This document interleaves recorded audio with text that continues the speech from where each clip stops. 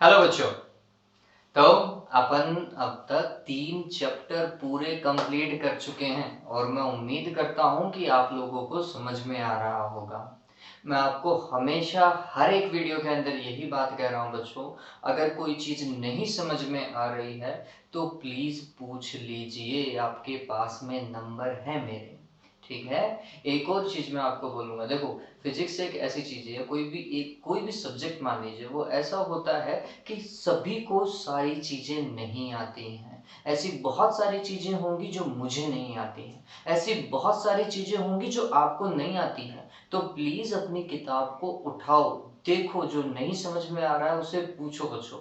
अभी आपके पास में बहुत सारा टाइम है बच्चों प्रिपरेशन के लिए।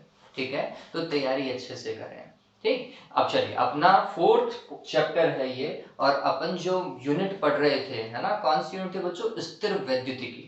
उसका लास्ट चैप्टर है ये विद्युत धारिता। देखो, स्थिर वैद्युतिकी आपको लगा होगा कि 4 चैप्टर है, बहुत बड़े होंगे, लेकिन अगर आप पढ़ रहे हैं लगातार तो आपको लगा होगा कि ये तो बहुत इजी चैप्टर है ना। इजी गोइंग है, एक डेरिवेशन होती है तो पूरा चैप्टर ही खत्म हो जाता है, उसी पर्टिकुलर फॉर्मेट को चलता है। तो ठीक है, तो चलिए अब नेक्स्ट है हमारे पास में विद्युत धारिता बच्चों।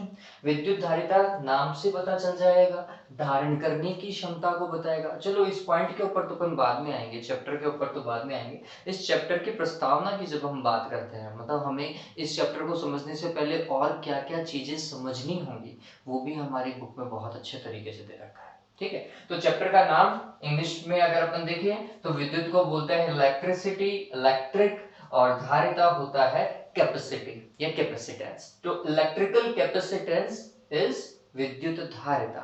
इस चैप्टर का सबसे पहला पॉइंट जो अपन डिस्कस करने वाले हैं बच्चों, वो है पदार्थों का वर्गीकरण। मैं टॉपिक का हेडिंग नहीं लिख रहा हूं, लेकिन आपको समझ में आ गया होगा, पदार्थों का वर्गीकरण। केमिस्ट्री के अंदर या 8वीं 9वीं 10वीं में खूब बार पढ़ा है आपने बच्चों, चालक और कुचालक पढ़ा है, नहीं पढ़ा है? पढ़ा है ना, तो वही चीज पढ़ेंगे। एक अर्धचालक भी आप पढ़ेंगे, 12वीं के सिलेबस में ऐड हो जाता है बच्चों, अर्धचालक आप पढ़ेंगे, बहुत अच्छे तरीके से पढ़ेंगे। ठीक है, पूरा एक चैप्टर है अर्धचालकों के ऊपर तो अपने पास में। लेकिन अभी अपन सिंप्लिसिटी के ऊपर सिर्फ 2 तरीके के पदार्थ पढ़ रहे हैं। 2 तरीके के पदार्थ पदार्थों के वर्गीकरण में, एक तो होता है सुचालक या फिर चालक पदार्थ, ठीक है, और दूसरा होता है बच्चों क्या? कुचालक या विद्युत रोधी आप जिन्हें कहते हैं, है ना। चालकों को क्या बोलते हैं बच्चों? कंडक्टर बोलते हैं, ये बात ध्यान रखना। और इनको बोलते हैं इंसुलेटर्स। ठीक है, चालक पदार्थ परिभाषा बताऊं या फिर आती होगी? इतनी तो मैं समझता हूँ कि आती होगी आप सभी को। देखो, चालक पदार्थ क्या होते हैं, नाम से पता चल रहा है, जो विद्युत धारा का क्या कर पाते हैं? चालन कर पाते हैं, वो पदार्थ चालक कहलाते हैं। चालक पदार्थों में मुक्त आवेश जो है वो अत्यधिक मात्रा में उपस्थित होते हैं, ये बात ध्यान में रखिए। तो क्या क्या, एक तो ये क्या करते हैं? विद्युत धारा का चालन करते हैं। विद्युत धारा का क्या करते हैं? ये चालन करते हैं। क्यों चालन कर पाते हैं, इसका कारण बताया हमने, क्या कि बहुसंख्या में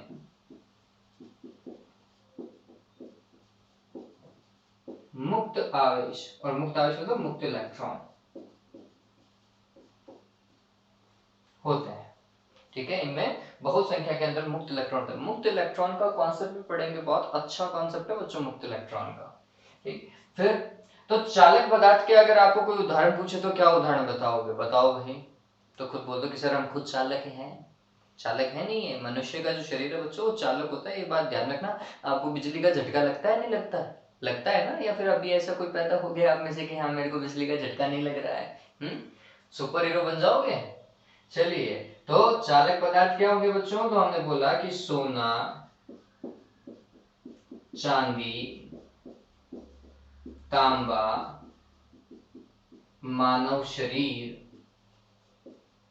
अम्ल, क्षार, ऐसे बहुत सारे विभिन्न पदार्थ हैं जो किसकी कैटेगरी में आते हैं? चालकों की कैटेगरी में। और सबसे अच्छा विद्युत का सुचालक कौन है बच्चों? चांदी। अब मैंने चांदी गलत लिख दिया होगा तो आप देख लीजिएगा, मात्राओं का थोड़ा कम ही ज्ञान है मुझे।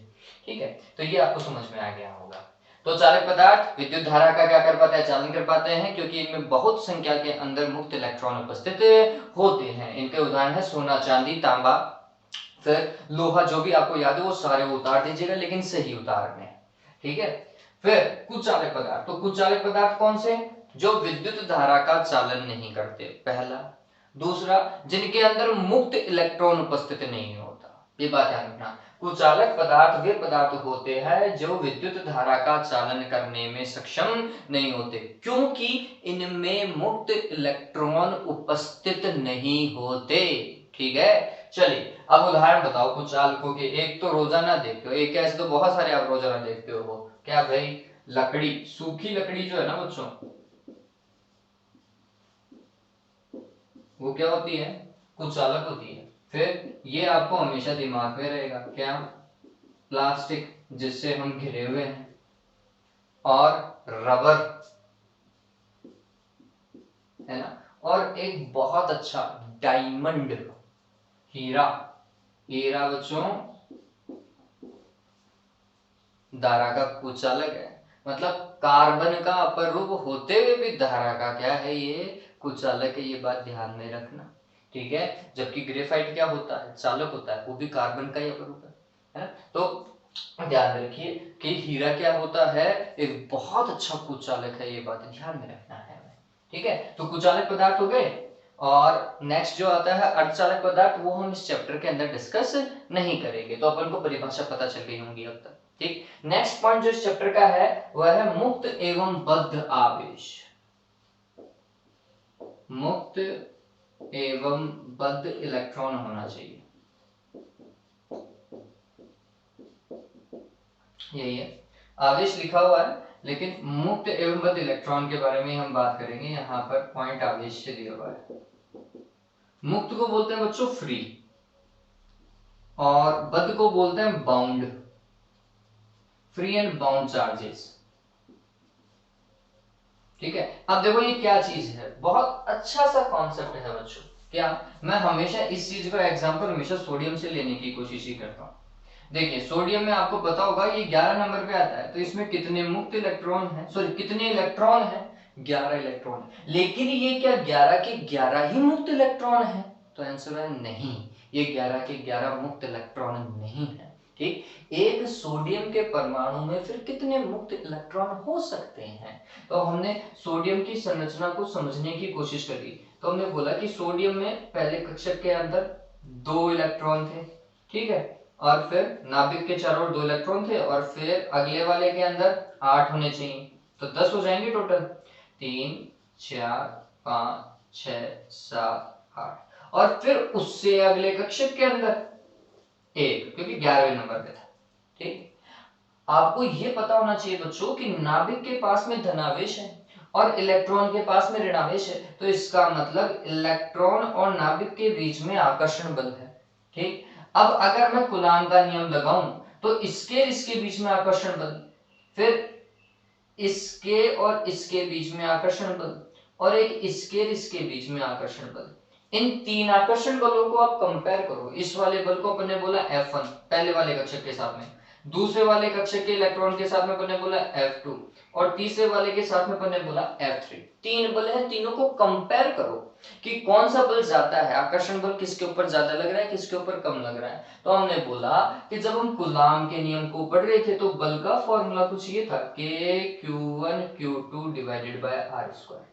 हमें ये भी पता था कि बल जो है वो दूरी के वर्ग के व्युत्क्रमानुपाती होता है, जैसे जैसे दूरी बढ़ती जाती है यह बल कमजोर होता जाता है, ये पता है हमें, ठीक। तो हमने देखा कि ये वाले यहाँ पर दूरी कम है, दूरी कम है तो फिर ये वाले इलेक्ट्रॉन अत्यधिक आकर्षण बल से बंधे हुए हैं, ठीक है। फिर इससे जस्ट आगे वाला, ये दूरी जो है वो इससे थोड़ी सी ज्यादा है, लेकिन है तो ज्यादा ही, ठीक, ज्यादा है, तो इसका मतलब यहां पर बल थोड़ा सा क्या हो गया, कम हो गया।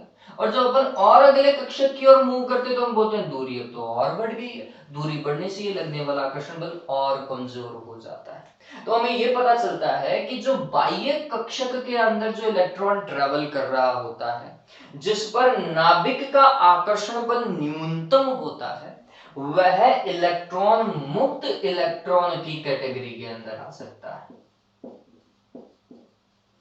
इसका मतलब ये नहीं है कि ये जब चाहे छोड़ करके भग जाएगा, नहीं भाई। मुक्त इलेक्ट्रॉन का मतलब ये नहीं होता कि जब चाहे छोड़ करके भग जाए। इसका मतलब ये है कि यह मुक्त इलेक्ट्रॉन सोडियम से जो भी पदार्थ बन रहा होगा, पूरा पदार्थ जो सोडियम का बना हुआ है, ये सोडियम क्रिस्टल है, उसमें विचरण करने के लिए स्वतंत्र है। जैसे लेट सपोज करो ये सोडियम का पूरा क्यूब है ना, और इस क्यूब के अंदर 1,00,000 सोडियम है। हालांकि मैं संख्या कम ही बोल रहा हूँ, इससे बहुत ज्यादा होंगे। अगर ये पूरा का पूरा अगर ऐसा क्यूब मानते ना, तो इसके अंदर 1,00,000 से तो बहुत ज्यादा होंगे, मैं तो ऐसे रैंडम बोल रहा हूँ। ठीक, तो इसके अंदर अगर 1,00,000 सोडियम है, तो एक सोडियम के पास में 1 इलेक्ट्रॉन है मुक्त। ठीक, तो 1,00,000 के पास में कितने, 1,00,000 मुक्त इलेक्ट्रॉन हो गए। और वो 1,00,000 मुक्त इलेक्ट्रॉन इस क्यूब में, हालांकि सिलेंडर दिख रहा है आपको, इस क्यूब के अंदर विचरण करने के लिए स्वतंत्र है, जो पूर्णतः सोडियम का बना हुआ है।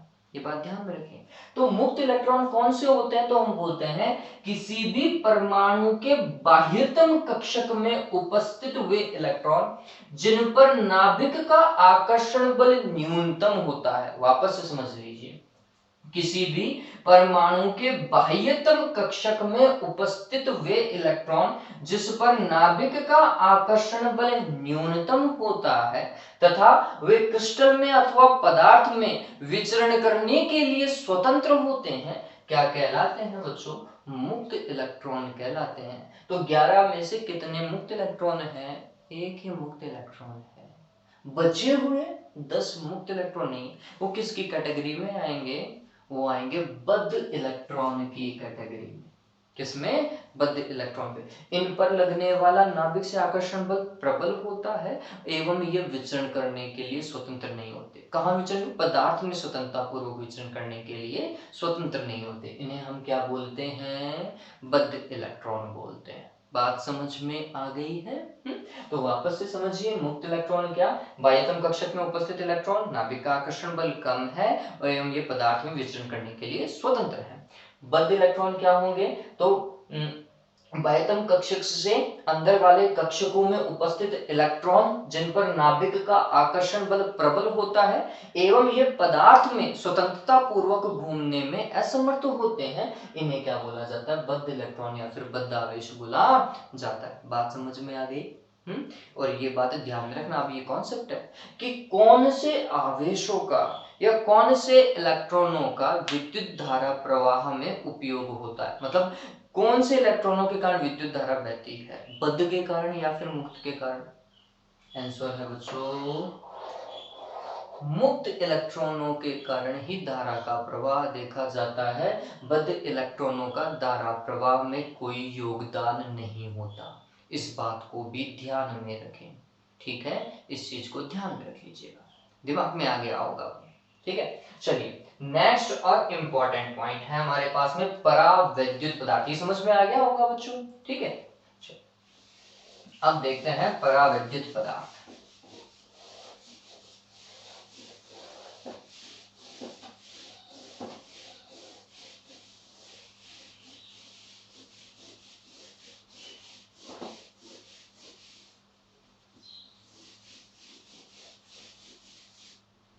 ओके, परावैद्युत पदार्थ कौन से होंगे,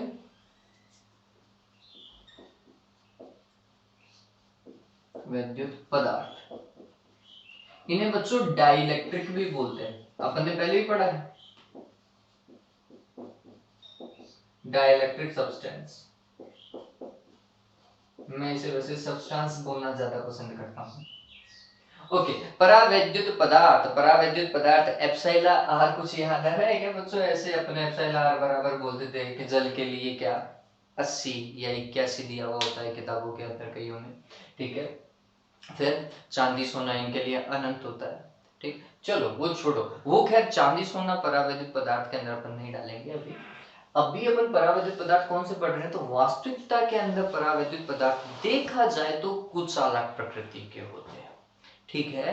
इनके अंदर क्या होता है बच्चों, धारा का प्रवाह नहीं होता। तो इसका मतलब मैं जल को क्या बोल सकता हूँ, एक तरीके से ये जल में है ना शुद्ध, क्या कहते हैं, जल के अंदर धारा का प्रवाह हो जाता है बच्चों, इलेक्ट्रिसिटी बहती है, ठीक। तो फिर इसको मत डालो परावैद्युत में, तो फिर किसको डालेंगे, तो हम बोलेंगे कागज को, हम बोलेंगे मोम को, ये क्या है, अभ्रक को, ये सारे के सारे परावैद्युत पदार्थ होते हैं। इनकी क्या विशेषता होती है जब हम इन्हें परावैद्युत की कैटेगरी में डाल रहे हैं, तो हम बोलते हैं कि इनसे धारा प्रवाहित नहीं होती है। वास्तविकता में इनकी प्रकृति कैसी होती है, कुचालक प्रकृति के होते हैं। ठीक है, तो ये कुचालक प्रकृति के पदार्थ है, इनमें से वास्तविकता में किसी प्रकार की धारा प्रवाहित नहीं होती, अर्थात ये धारा का चालन नहीं करते हैं। लेकिन बाह्य विद्युत क्षेत्र में रखने पर ये बाह्य विद्युत क्षेत्र के कारण स्वयं को अभिविन्यासित कर लेते हैं। इसका मतलब क्या है, एक लाइन अगर सीधी सी किताब की पढ़ी जाए तो ये बोल रहा है कि बाह्य विद्युत क्षेत्र में रखने पर ये विद्युत प्रभाव को प्रदर्शित करते हैं।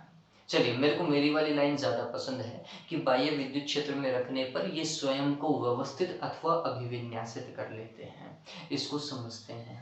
देखिए, तो हमने बोला परावैद्युत पदार्थ वास्तविकता के अंदर कुचालक होते हैं जिनसे किसी प्रकार की धारा प्रवाहित नहीं होती, लेकिन इन्हें बाह्य विद्युत क्षेत्र में रखने पर ये विद्युत प्रभाव को प्रदर्शित करते हैं, परावैद्युत पदार्थ कहलाते हैं। परिभाषा याद रख लीजिएगा।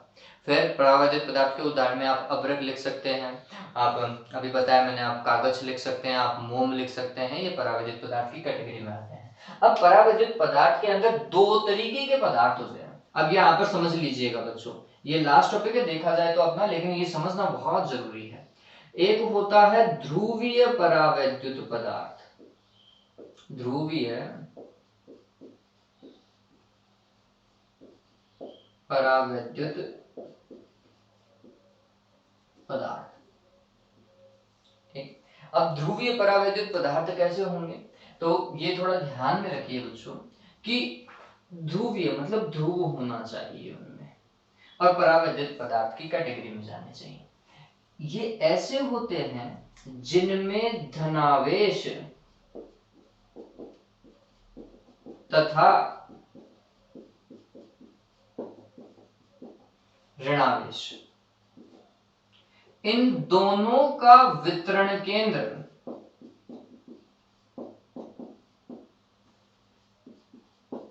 क्या होता है, अलग अलग होता है।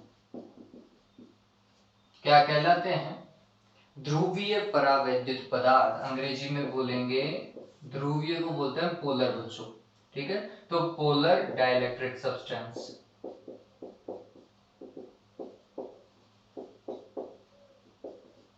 वे पदार्थ जिनमें धनावेश तथा ऋणावेश का वितरण केंद्र अलग अलग होता है या संपाती नहीं होता, संपाती मतलब एक जगह तो एक जगह नहीं है, संपाती नहीं होता, उन्हें हम क्या बोलते हैं, ध्रुवीय परावैद्युत पदार्थ कहते हैं। जैसे HCl, अगर आप HCl को देखोगे तो इसमें H तो होता है प्लस और Cl क्या होता है, माइनस।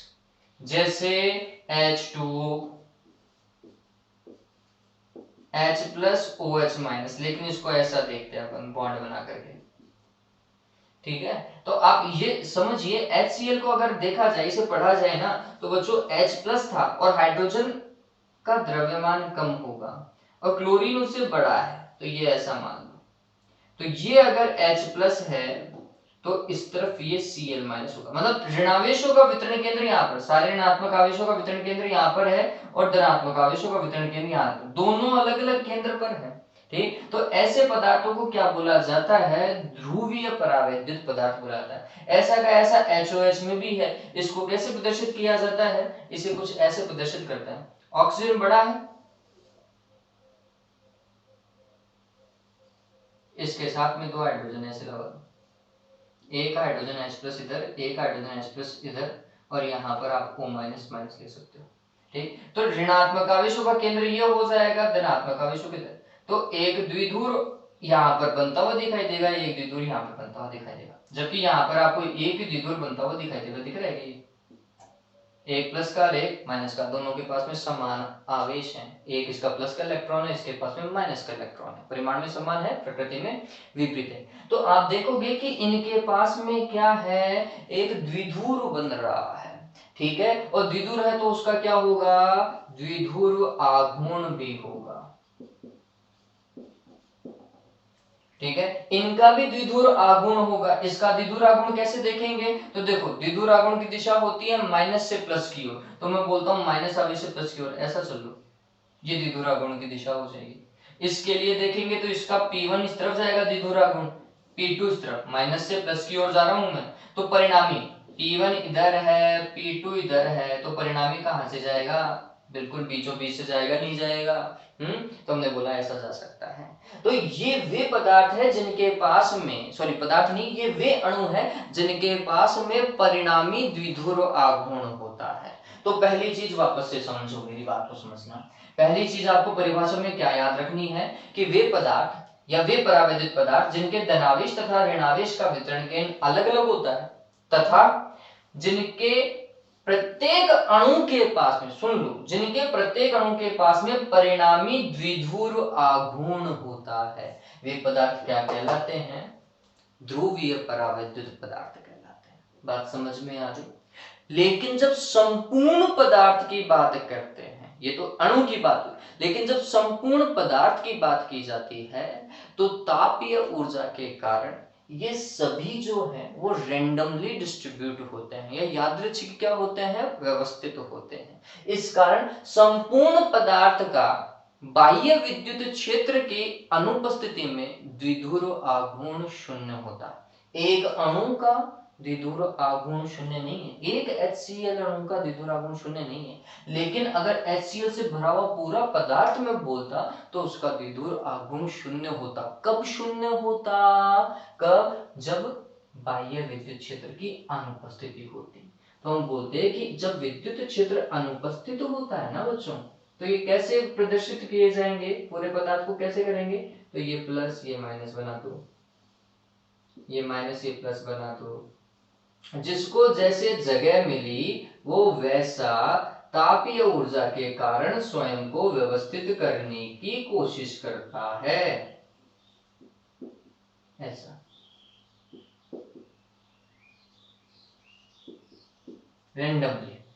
और पदार्थ के अंदर बहुत सारे या बहुत संख्या में क्या हो सकते हैं, HCl अणु हो सकते थे। अगर वो पदार्थ HCl है तो उस HCl पदार्थ में बहुत सारे HCl के अणु हो सकते हैं, ठीक है। और बहुत सारे अणु होने के कारण वे तापीय ऊर्जा को ग्रहण कर यादृच्छिक व्यवस्थित होते हैं।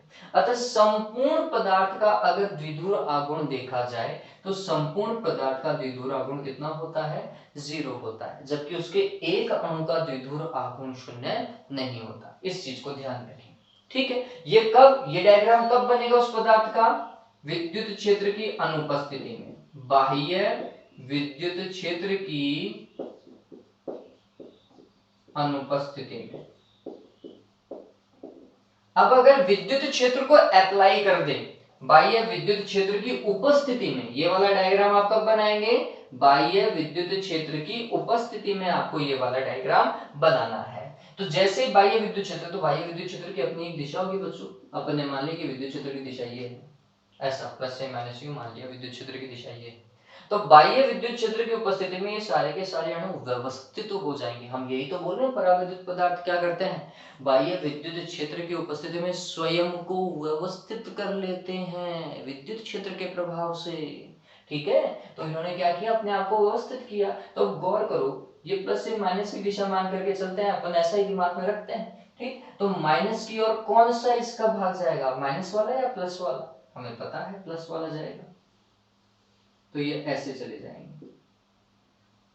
तो ये देखने को मिलता है कि इनका धनावेश जो है वो विद्युत क्षेत्र की दिशा में है और ऋणावेश विद्युत क्षेत्र के विपरीत दिशा में। अब ये तो मैंने ऐसे बना दिया है, आप अच्छे से सुंदर सा बनाइएगा डायग्राम, है ना, ठीक है। आपने आपको व्यवस्थित कर लिया, बात समझ में आ गई, ठीक। तो ये कौन से थे, ध्रुवीय परावैद्युत पदार्थ, ठीक है। एक अणु के पास में परिणामी द्विध्रुव आघूर्ण है, धनावेशों और ऋणावेशों का वितरण केंद्र अलग अलग है। संपूर्ण पदार्थ का बाह्य विद्युत क्षेत्र की अनुपस्थिति में परिणामी द्विध्रुव आघूर्ण शून्य होता है, लेकिन बाह्य विद्युत क्षेत्र की उपस्थिति में इनके पास में द्विध्रुव आघूर्ण आ सकता है। देखो अब आ गया है, एक ही दिशा में जा रहा है ना द्विध्रुव आघूर्ण सभी का।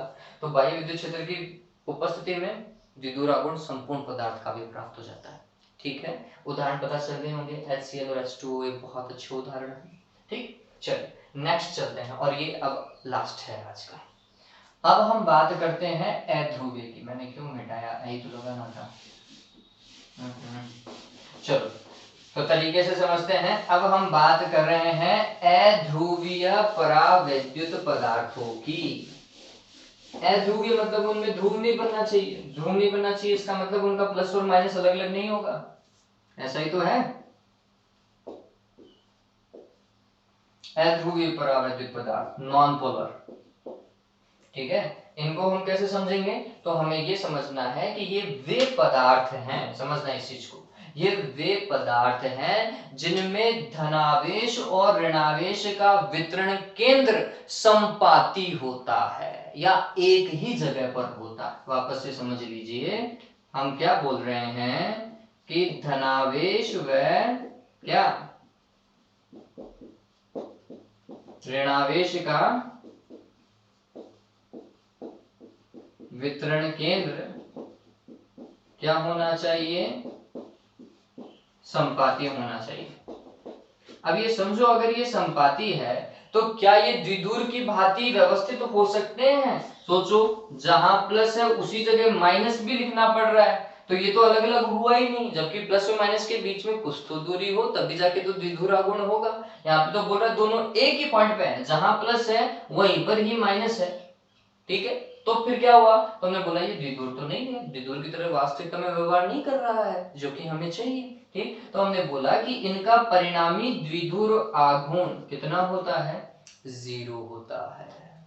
वापस से एक अणु का, वहां पर एक अणु का द्विध्रुव आघूर्ण 0 नहीं था, इनका विचारों का वो भी 0 है, पहले भी 0 है, ठीक। तो ऐसे परावैद्युत पदार्थ जिनके धनावेश और ऋणावेश का वितरण केंद्र अलग अलग न होकर के एक ही जगह पर केंद्रित होता है या फिर संपाती होता है, अध्रुवीय परावैद्युत पदार्थ कहलाते हैं।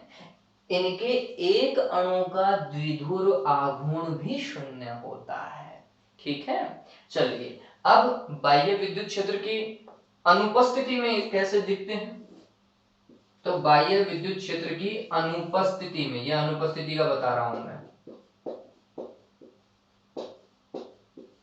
जब अनुपस्थित होगा विद्युत क्षेत्र तो प्लस और माइनस ऐसा गोले में बना दीजिएगा। गोला बता रहा है कि एक ही जगह पर है, सारी रामायण एक ही जगह हो रही है, प्लस और माइनस दोनों एक ही जगह हैं, है ना। दोनों पास पास लिखना, दूर दूर मत लिखना, ऐसा बता दो,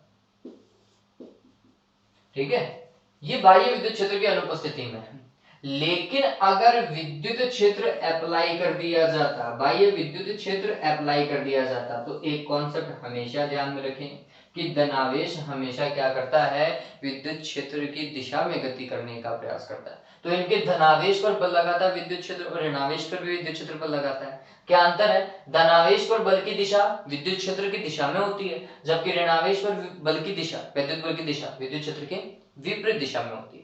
तो हम यहाँ पर क्या लाइन इंडिकेट करेंगे, हम बोलेंगे कि जब अध्रुवीय पदार्थों को, समझना अब इस लाइन को, जब अध्रुवीय परावैद्युत पदार्थों को बाह्य विद्युत क्षेत्र में रखा जाता है तो इनके धनावेशों का केंद्र विद्युत क्षेत्र की दिशा में, जबकि ऋणावेशों का केंद्र विद्युत क्षेत्र की विपरीत दिशा में विस्थापित हो जाता है।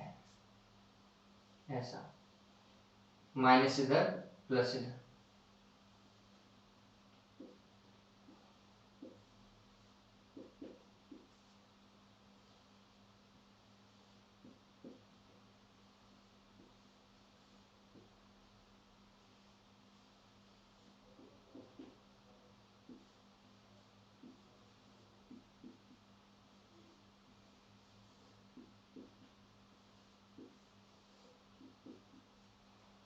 ऐसा प्लस वाले विद्युत क्षेत्र की दिशा में और माइनस वाले विद्युत क्षेत्र की विपरीत दिशा में चले गए हैं।